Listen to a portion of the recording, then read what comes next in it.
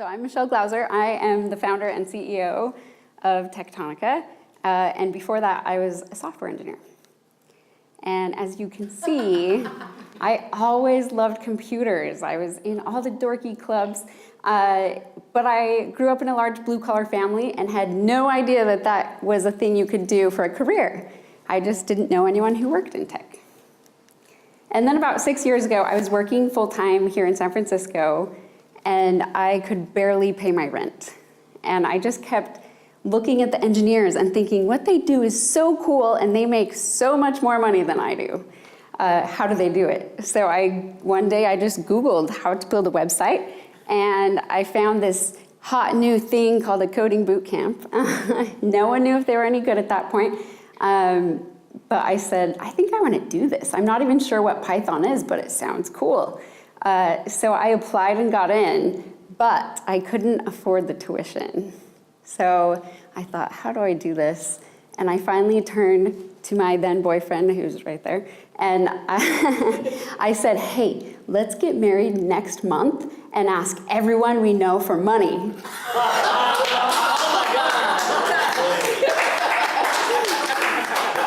So that's what we did. No lenders. I found a $10 wedding dress and we just went for it.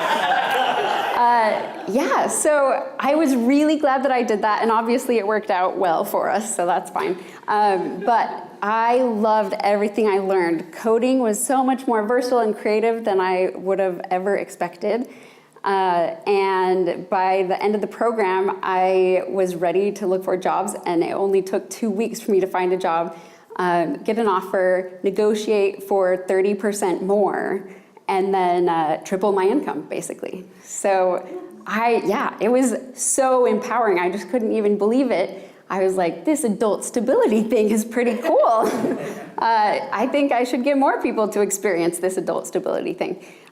So obviously, as one does, I started working in tech and immediately saw, oh, actually there is no diversity here whatsoever of any kind. So I started doing a lot of community organizing just to see if I could kind of help other people join and stay in tech. So I helped with some Railsbridge, and I had an open source learning to code resources spreadsheet, and now I lead PyLadies. And then in 2015, I ended up very spontaneously spearheading the I Look Like an Engineer ad campaign. And we raised $47,000 and put ads like this up around the Bay Area, just showing underrepresented engineers. And I was so glad that I did that, but I kind of felt like we inspired people and we started a conversation, but we didn't really change anything. And I felt like we fell one step short. So, and I also at that time was noticing that the Tenderloin where I was volunteering, which is across the street from Twitter, if you don't know, had a worse income disparity than Rwanda. Oh, wow. And I looked at these numbers and thought, am I filtering this data wrong or something? Nope. That was right. And that 59.6% of that area make less than $35,000, which is less than a one-bedroom costs in a year. So that seemed like a huge problem to me. And I kept thinking, well, what if they had the same opportunity that I had to learn some tech skills and triple their incomes? But every single training program I saw had a lot of barriers still. They said they were lowering the bar to get into tech, but they weren't. It was the same people who were getting that training. The very first thing that I really hated was tuition tripled since I attended. And if I were to want to attend now, that wedding money would not have sufficed. Also, they expect you to have a laptop. You have to keep paying your rent, even though you're gonna have to quit your job. Not sure how that's gonna work. And I feel like most programs weren't really good for parents and underrepresented groups.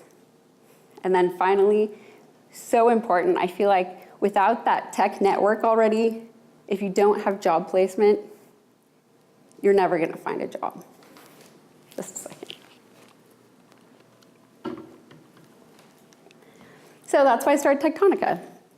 Our mission is to empower local women and non-binary adults with low incomes through tech training while making every tech team as diverse as its local community. So I just said who our target audience is. One thing I thought was really important is a lot of programs in the Bay Area at least have an age cutoff. You can't be older than 24 or 26, and I learned to code when I was 27. So I thought, what? I still had potential. I don't know why they have this cutoff. So we do not have a cutoff. And then these are the people who are most in danger of displacement in the area and most underrepresented in tech. So it's such a good match, I feel like.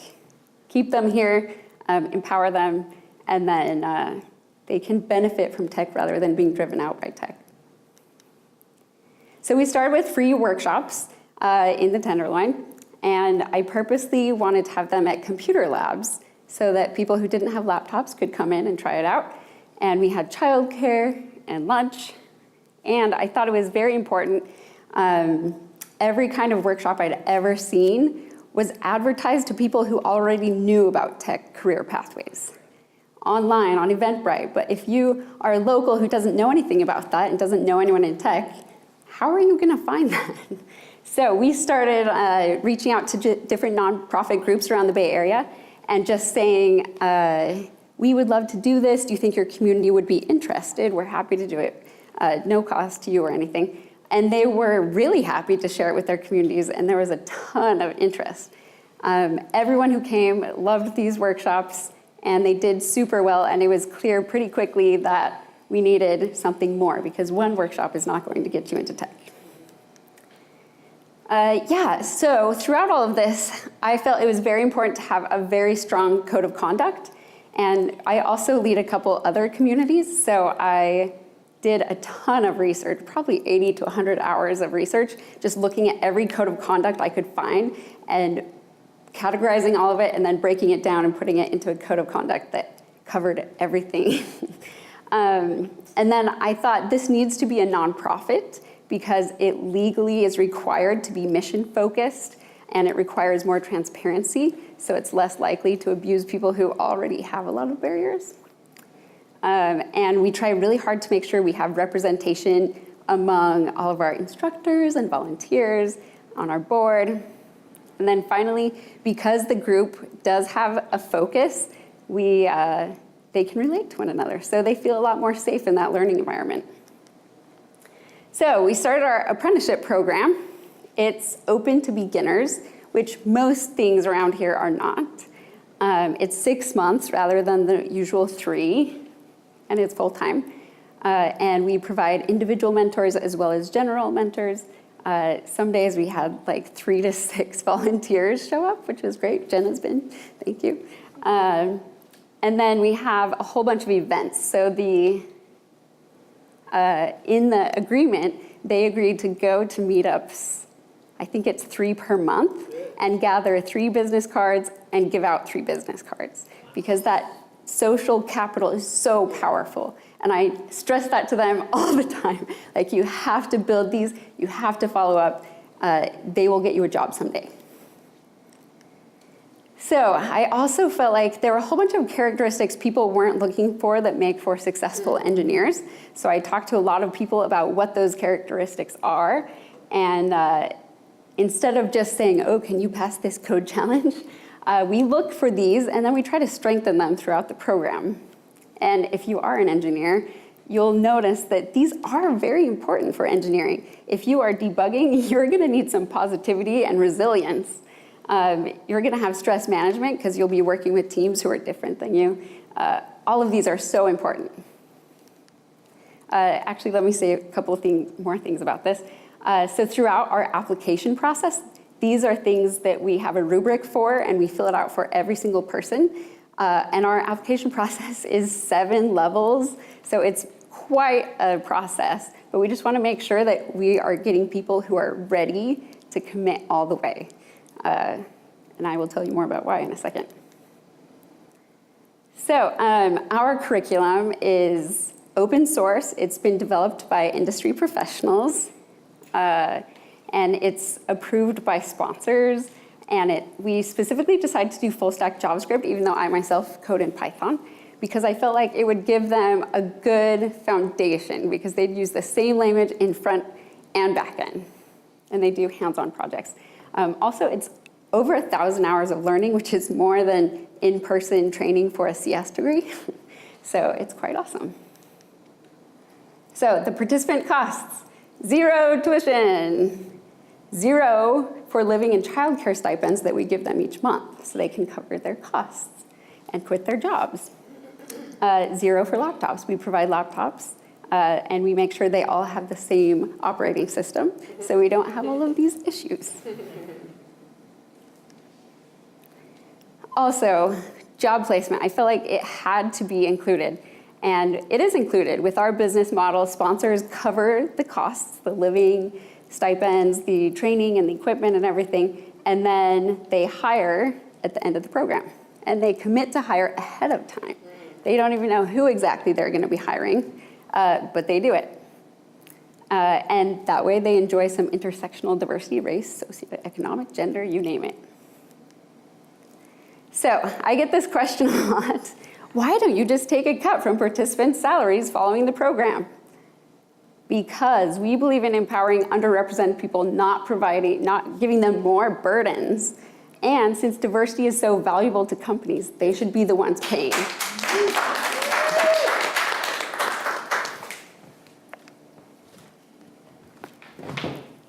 Oops. I almost tripped Kim. Watch yourself. Yeah. So basically, I feel very strongly that if companies invest in local junior talent and stop bringing in new talent and poaching senior talent from each other, they can help alleviate displacement and income disparity. Yes. So this is so important. Thanks, Jenna.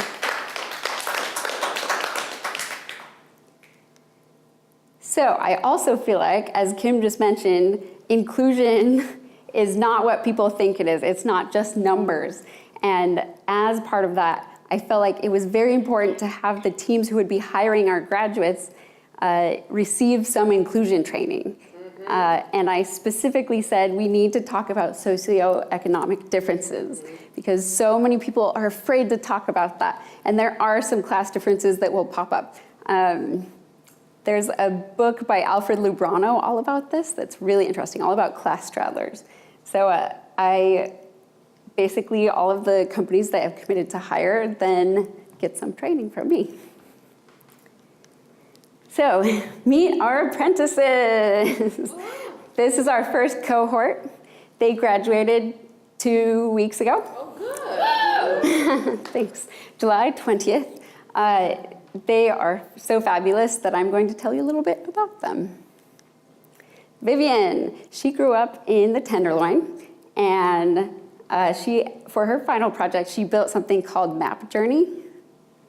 And Map Journey basically expands the capabilities of Google Maps so you can map your journey with different modes of transportation. Oh, nice. Yeah, yes. It's pretty cool.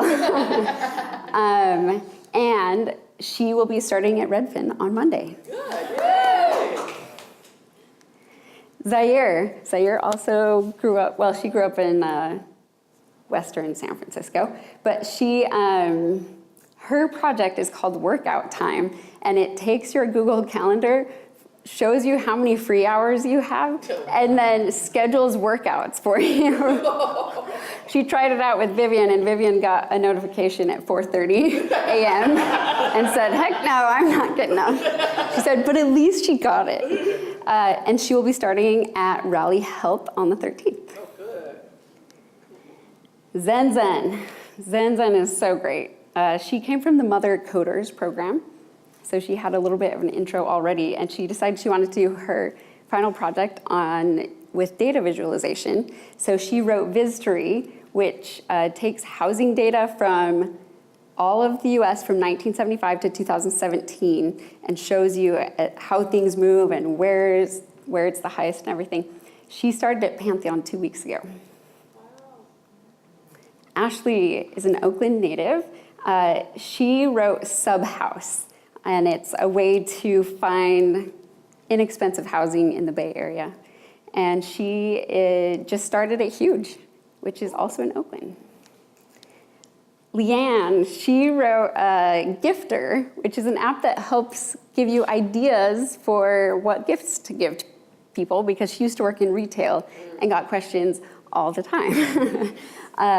So she's gonna now work for CoLark, which is a project by Ellie Day. I don't know if any of you follow Ellie on Twitter, but she's great, you should look her up. Talia is a recording artist, and she wrote Frisco Rap Scene. She felt like there wasn't one place for local artists to show their creative content, so she wrote this, and she is going to start working at Ancestry pretty soon. Michelle is a former teacher. As someone who had to pay for stuff out of her pocket quite often, she wanted to build a tool that would help people display things that they could give away for free or to get things for free. So it's called Free Up. And she just started at Mixpanel on Monday and just finished her first week. Stephanie wrote something called Salient Alert, and it is an ICE raid checkpoint alert system that's anonymous. She felt like Facebook and Twitter gave a good way for people to warn each other, but they weren't anonymous, and that was dangerous for the people posting. So she wrote that. She also just started at Mixpanel. So what's next now that we've had the graduation of our first cohort? They will continue to receive mentoring. We already have done 2 weekly check-ins. They will be going to some big conferences. In fact, I think half of them are going to Grace Hopper. Wow. Yeah. And then we're gonna do a career fair in November, because for this first cohort, for many of the sponsor companies, they would only agree to about 3 months of placement to try it out. So they'll be looking again in a few months, and we're gonna do career fair there. And then we're gonna do our annual October fundraiser, and on October 19th is our deadline for finding 12 new sponsors. And if we can do it, then we'll start our next cohort in January. So how can you help? If you know decision makers, or if you know people who know decision makers, or whatever, we really need sponsors to back this. So get your companies to sponsor and hire. I am happy to send all sorts of information and get on calls, because this is such an important thing, and I just feel so passionate about it. Spread the word. We are all over social media, so please share. And then you can always donate. We take any amount, or volunteer. We love volunteers.